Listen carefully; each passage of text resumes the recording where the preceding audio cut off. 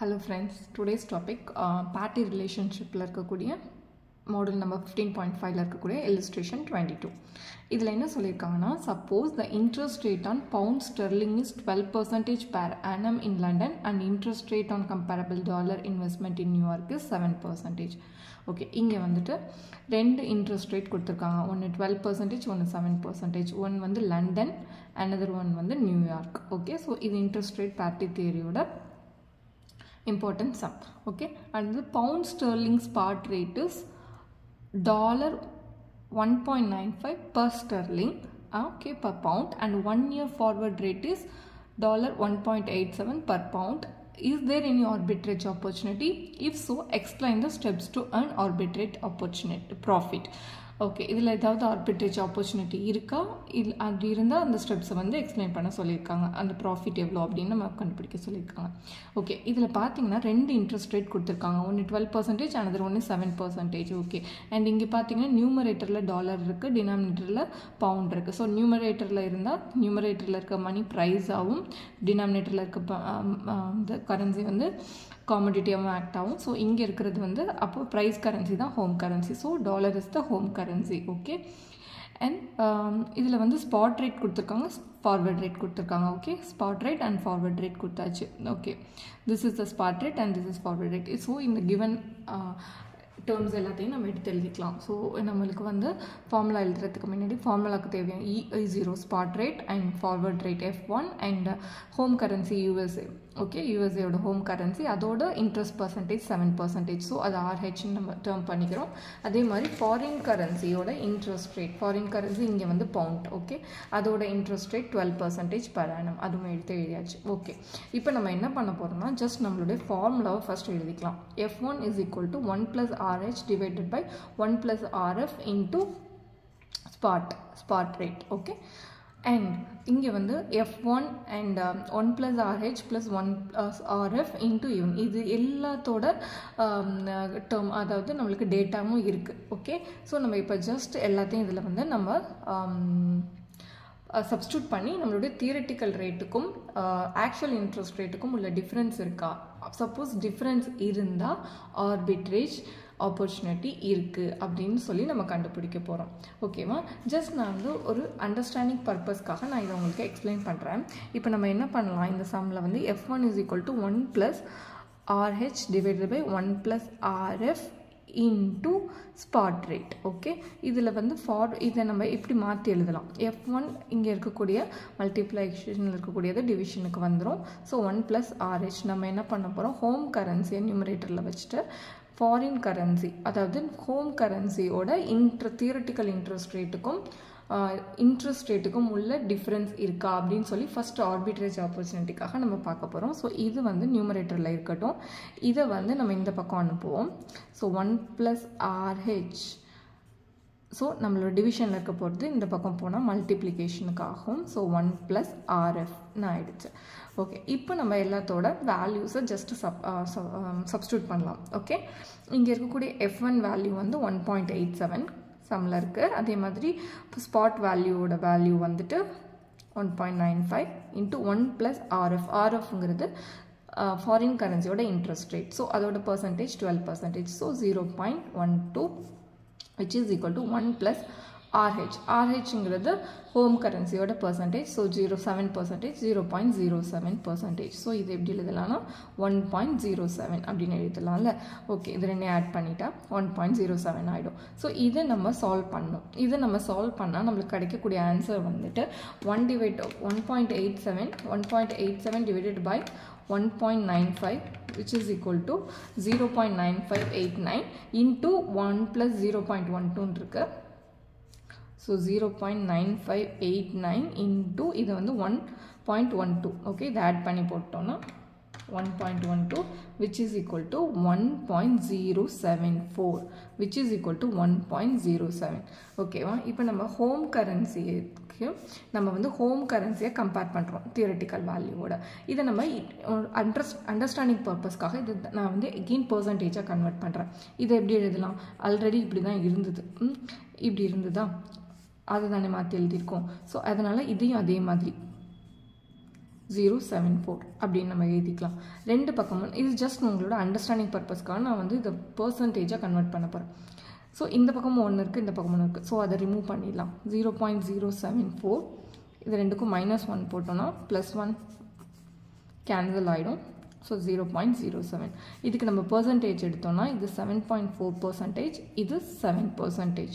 Okay, இப்போது சம்மில் நம்மளுக்கு கொடுத்துருக்கக்கூடிய RH அதாவது interest rate, the interest rate of the home currency is 7%, but theoretical interest rate should be 7.4%. So interest rate 7% 7.4% இருந்தால் arbitrage இருக்காது. அதுதானே இன்ட்ரெஸ்ட் ரேட் parity தியரியோட மெயின் அப்ஜெக்டிவ். தியரிட்டிக்கல் ரேட் வந்து இந்த தியரிட்டிக்கல் ரேட்டில் இருந்தால் ஆர்பிட்ரேஜை நம்ம ரிமூவ் பண்ணலாம், ஆப்பர்ச்சுனிட்டியை க்ளோஸ் பண்ணலாம். அப்படிங்கிறது தான் வந்துட்டு நம்மளோட ஆக்சுவலி நம்ம வந்து படித்தோம். இதுக்கு முன்னாடி எக்ஸாம் வீடியோவில் வந்து கம்ப்ளீட்டாக எக்ஸ்பிளைன் பண்ணியிருப்பேன். அதோட லிங்க் டிஸ்கிரிப்ஷனில் இருக்குது. ஸோ அதில் என்ன எக்ஸ்பிளைன் பண்ணியிருப்போம், எப்போவுமே வந்துட்டு தியரிட்டிக்கல் ரேட்க்கு ஈக்குவலாக இன்ட்ரெஸ்ட் ரேட்டை வந்து அந்த கண்ட்ரி ப்ரொவைட் பண்ணால் ஆர்பிட்ரேஜ் ஆப்பர்ச்சுனிட்டி இருக்காது. சப்போஸ் அதை விட கூடவோ அதை விட கம்மியாகவோ இன்ட்ரெஸ்ட், இந்த தியரிட்டிக்கல் இன்ட்ரெஸ்ட் ரேட்டை விட அதிகமாகவோ இல்லை லெஸராகவோ நம்ம ப்ரொவைட் பண்ணும்போது அங்கே ஆர்பிட்ரேஜ் ஆப்பர்ச்சுனிட்டி க்ரியேட் ஆகுதுன்னு நான் வந்து சொல்லியிருந்தேன். ஓகேவா, அதுதான் வந்து இன்ட்ரெஸ்ட் ரேட் parity தியரியோட மெயின் அப்ஜெக்டிவ். ஸோ அதை ரிமூவ் பண்ணுறது தான். ஸோ இந்த இடத்துல பார்த்தீங்கன்னா இந்த கொஸ்டினில் கேட்ட மாதிரி ஆர்பிட்ரேஜ் ஆப்பர்ச்சுனிட்டி இருக்கானா, yes, arbitrage opportunity exists. Okay, why? Because இது இஸ் நாட் ஈக்குவல் டு 1.07க்கு அது நாட் ஈக்குவல். அதுதான் நான் எக்ஸ்பிளைன் பண்ணியிருந்தேன். நான் அதை வந்து ஒரு அண்டர்ஸ்டாண்டிங் பர்பஸ்க்காக அதை நான் திரும்ப பர்சன்டேஜாக கன்வெர்ட் பண்ணும்போது பர்சன்டேஜ் வைஸாக சொல்லும்போது தியரிட்டிக்கல் இன்ட்ரெஸ்ட் ரேட்டை விட லெஸர் இன்ட்ரெஸ்ட் ரேட்டை USA மார்க்கெட் வந்து ப்ரொவைட் பண்ணுது. ஸோ இங்கே ஆர்பிட்ரேஜ் ஆப்பர்ச்சுனிட்டி க்ரியேட் ஆகுது. ஸோ ஹோம் கரன்சிக்கு ஆர்பிட்ரேஜ் ஆப்பர்ச்சுனிட்டி க்ரியேட் ஆகுறதுனால நம்ம இந்த இடத்துல இன்ட்ரெஸ்ட் ரேட்டை யூஸ் பண்ணி ஆர்பிட்ரேஜ் ப்ராஃபிட் வந்து ஏர்ன் பண்ணலாம். ஓகே, இதே மெத்தடில் நம்ம ஃபாரின் கரன்சி, ஓகே, இந்த இடத்துல எப்படி இருக்குன்னா தியரிட்டிக்கல் இன்ட்ரெஸ்ட் ரேட்டை விட லெஸ்ஸர் இங்கே இவ்வளோ இருந்திருக்கணும், 7.4% இருந்திருக்கணும். பட் 7% தான் நம்மளுக்கு இன்ட்ரெஸ்ட் ரேட் இருக்குது. அப்போது நம்மளுக்கு இன்ட்ரெஸ்ட் ரேட் கம்மியாக கிடைக்கும்போது அந்த இடத்துல நம்ம வந்து மணியை பாரோ பண்ணலாம். ஸோ கம்மியான interest rate, lesser interest rate இருக்க இடத்துலேருந்து நம்ம என்ன பண்ணலாம், மணியை பாரோ பண்ணலாம்.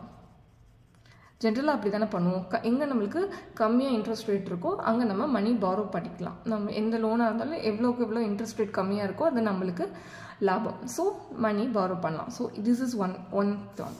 இன்னொரு டேர்ம் நான் உங்களுக்கு எக்ஸ்பிளைன் பண்ணிடுறேன். அதுக்கு புக்கில் கொடுக்கல, நான் ஜஸ்ட் அதுவும் ஒரு அண்டர்ஸ்டாண்டிங் பர்பஸ்க்கு. இதே சேம் இதை வந்து நம்ம ஃபாரின் கரன்சியை யூஸ் பண்ணி நான் சொல்கிறேன். இது எதுக்கு சொல்கிறேன்னா இது பின்னாடி சொல்கிறேன், அது உங்களுக்கு வந்து கம்ப்ளீட்டாக அண்டர்ஸ்டாண்ட் பண்ணிக்கிறதுக்கு. சேம் இதில் என்ன பண்ணலான்னா RF வந்து இந்த இடத்துல இருக்கல இந்த ஃபார்முலாவை எடுத்து எழுதுவோம். ஃபஸ்ட்டு நான் இது ஆல்ரெடி கன்வெர்ட் பண்ணது தான், அதை நான் ஃபஸ்ட்டு எடுத்து எழுதிக்கிறேன். into 1 plus RF is equal to 1 plus RH. Okay, இந்த மெயின் ஃபார்முலாலேருந்து மாற்றி எழுதணும்னா அதை எடுத்து எழுதிட்டு இப்போ நான் என்ன பண்ணுறேன், இங்கே RF வந்து நியூமரேட்டரில் வச்சுப்போம். இப்போ மற்றதை இந்த சைட் கொண்டு போவோம். 1 plus RF is equal to 1 plus RH into spot rate divided by F1. So இந்த பக்கம் இருக்கிறது டிவிஷனாக மாறும், டிவிஷன் மல்டிப்ளிகேஷனாக மாறும். ஸோ ஜஸ்ட் நம்ம இப்போ என்ன பண்ண போகிறோன்னா சேம் நம்ம என்ன பண்ணுறோம், நம்மளோட வேல்யூஸை சப்ஸ்டியூட் பண்ணுறோம். ஸோ ஃபாரின் கரன்சியோட interest rate 0.12 which is equal to 1 plus home currencyயோட interest rate 0.07 and same thing we are just applying this spot value. Spot value is spot price is 1.95 divided by 1.87. So இதை நம்ம solve பண்ணுறோம், just solve பண்ணுறோம். அப்படி solve பண்ணும்போது 1.12னும் இதை நீங்கள் solve பண்ணி பாருங்க, உங்களுக்கு கிடைக்கிற வேல்யூ வந்து 1.1156னு கிடைக்கும். நான் திரும்ப நான் என்ன பண்ணுறேன், ஜஸ்ட் அண்டர்ஸ்டாண்டிங்காக இதை இப்படி மாற்றுறேன். ஓகே, 1.01156. ஸோ இதை நம்ம ஜஸ்ட் பிரித்து எழுதுகிறோம். திரும்ப நான் வந்து இது ஜஸ்ட் இது understanding, simple maths concept understanding பர்பஸ்க்காக இதை நம்ம இப்படி மாற்றி எழுதலாமா, நான் பர்சன்டேஜாக கன்வெர்ட் பண்ணுறதுக்காக -1 போட்டுட்டோன்னா இந்த 1 கேன்சல் பண்ணிவிட்டு பார்த்தோன்னா நம்ம பர்சன்டேஜாக கன்வெர்ட் பண்ணும்போது இங்கே 12%, இங்கே 11.56%. ஓகே, இப்போ இங்கே என்ன ஆக போகுதுன்னா இது ஃபாரின் கரன்சியோட இன்ட்ரெஸ்ட் ரேட். ஓகே, இது ஹோம் கரன்சியோடது.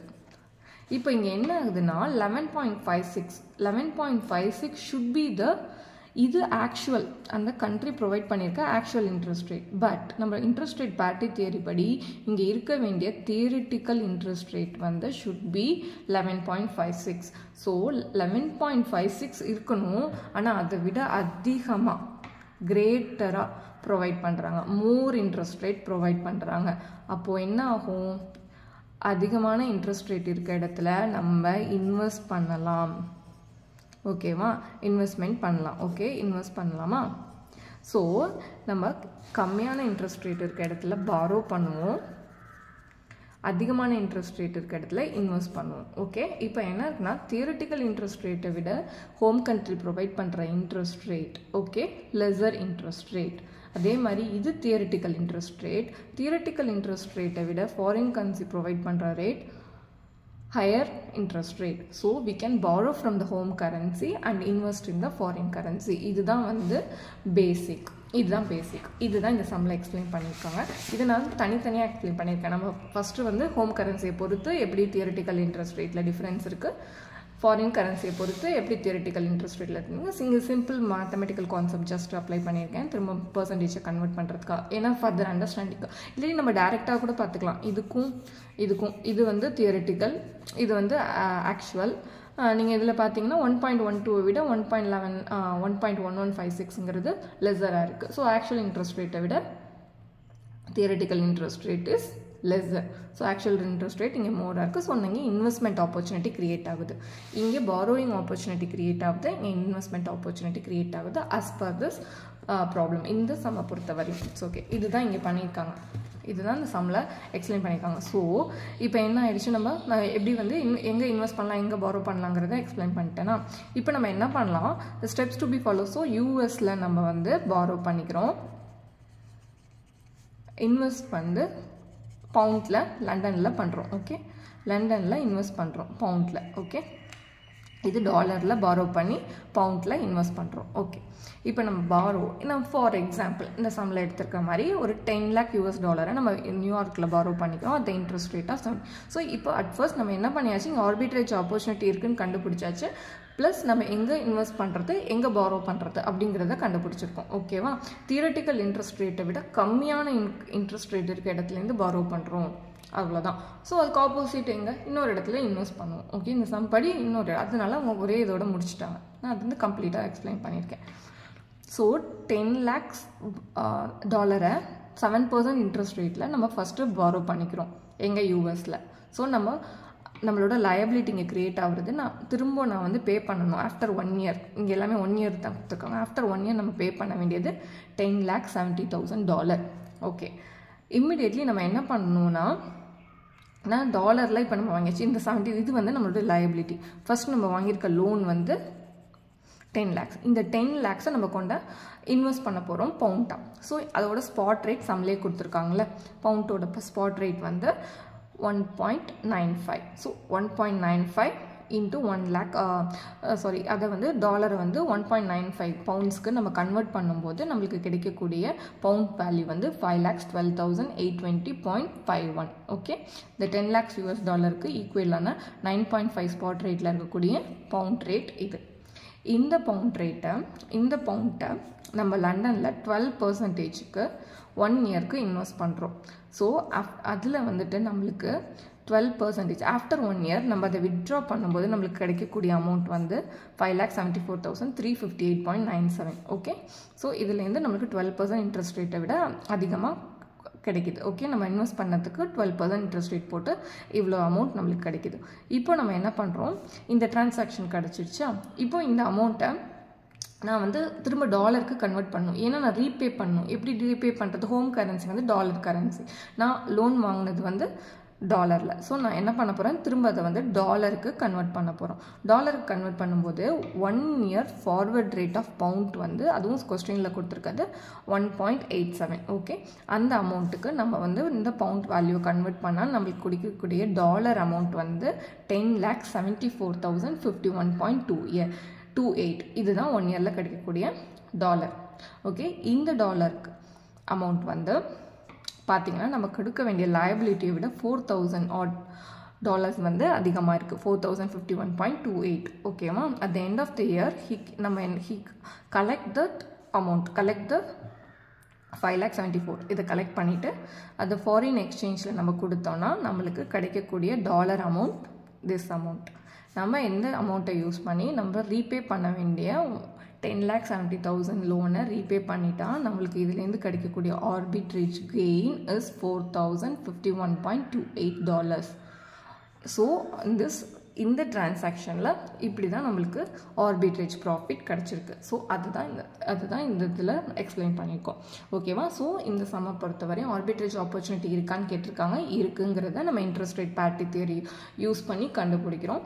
அதுக்கப்புறம் எங்கே பாரோ பண்ணலாம் எங்கே இன்வெஸ்ட் பண்ணலான்னு நம்ம அந்த தியரட்டிக்கல் ரேட் வேல்யூவோட கம்பேர் பண்ணி நம்ம பாரோ எங்கே பண்ணலான்னு பார்க்குறோம். பாரோ பண்ண வேண்டியது தியரட்டிக்கல் இன்ட்ரெஸ்ட் ரேட்டை விட கம்மியாக இருக்க கண்ட்ரியில் பாரோ பண்ணுறோம், அதை விட அதிகமாக இருக்க கண்ட்ரியில் இன்வெஸ்ட் பண்ணுறோம். இன்வெஸ்ட் பண்ணி முடிச்சுட்டு அதுலேருந்து நம்மளுக்கு கிடைக்கக்கூடிய ப்ராஃபிட் எவ்வளோங்கிறத அட் லாஸ்ட் நம்ம வந்து கால்குலேட் பண்ணுறோம். This is the end of this one.